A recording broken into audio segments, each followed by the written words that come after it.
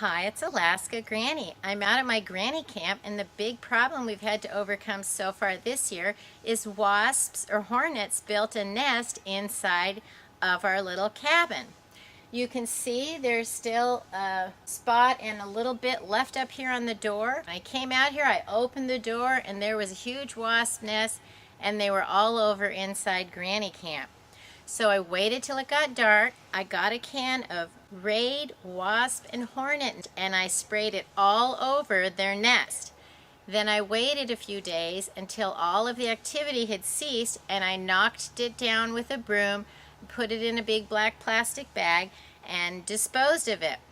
But now there's still a few flying around looking for their friends, so I have 2 new traps that I'm going to put up to catch the ones that are still around. Both of these are by Rescue. This one is called Trap Stick for Wasps, and what you do is you pull open the wrapper and then you remove it, and what you have is a big sticky trap. So be very careful that you don't get it near your hands or your skin, your clothes, or your hair. When you're trying to hang it, you could actually get stuck to it. Pull up the little tab at the top and then you hang it somewhere near where the wasps are. The second trap I have is also by Rescue. It's a yellow jacket trap, and this one is like a plastic bag and it has bait inside. What you do is you cut open the circle at the top, you pull up the lid, add your own hanger, and then there's bait inside. So you take some water and pour it down into the hole and you fill it up to the line that clearly says fill line. I'm going to fill it up to the fill line. Then I'm going to hang both of these Rescue Wasp and Yellow Jacket traps right outside Granny Camp and see if I can catch the rest of these Yellow Jackets or wasps.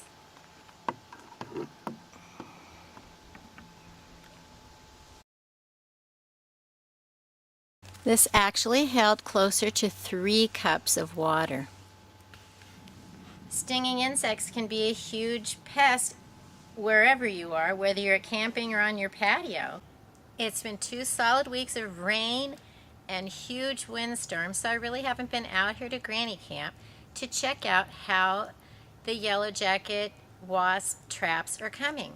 I must say I predicted that the one that was just sticky probably blew completely away and had nothing on it, and maybe the one that was a plastic bag where you added the bait, maybe that one would be full. Well, let's check the results and see what happened. Here is the sticky trap, and you can see there are wasps, flies, spiders, and little bugs, and even sticks that blew in trapped all over it. But was I ever surprised when I looked on the back side?